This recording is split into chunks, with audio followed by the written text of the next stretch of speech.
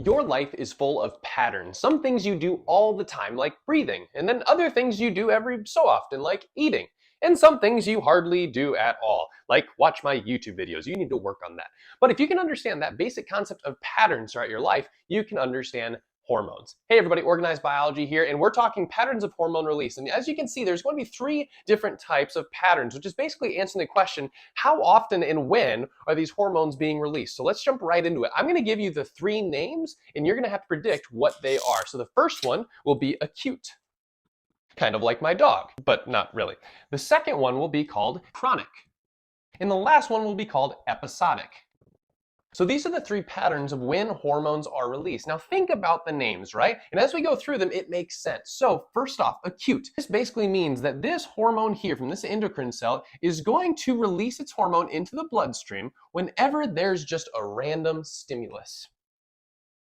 This could be like a drop in blood pressure. So for some reason, your blood pressure drops and boom, we need to release a hormone to get that blood pressure back up. For example, renin. This is released by the kidneys when the filtration pressure of the kidneys drops. So we would consider that an acute pattern of hormone release. So what would that look like? Well, if I had time on the x-axis and the amount of hormone in the y-axis, this release would look very random. So maybe there's hardly any at one point, and then randomly there's a big spike. And then another time, maybe it's a little smaller spike, but it's still random. We can't really predict when it's going to happen, and that's considered the acute release of hormones. Now, the second one is called chronic. Okay, chronic, if you think of chronos, that prefix means time. And this is when a hormone will actually be secreted throughout a long period of time in a pretty constant amount. So it would look more like this. What type of hormone would that be? Well, your thyroid gland here produces hormones called T3 and T4, and that's going to be designated by these triangles here. These hormones are essential in regulating your cell's metabolism, basically how many chemical reactions they're doing constantly. So you need a constant bath through your bloodstream of T3 and T4 to keep your cells working properly. Kind of like how the teachers back in middle school kept hitting you to make sure you're continuing to do your work. That's what T3 and T4 does for your cells specifically.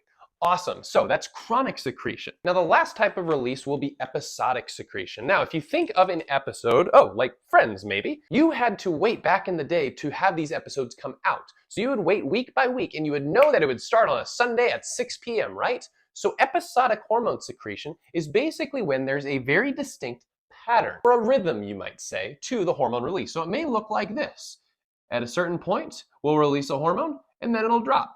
And then at that same certain point, hormone will be released and it'll drop, and so forth and so on. So this is when a hormone is released in a very predictable pattern. One such hormone, specifically in the female body, will be progesterone.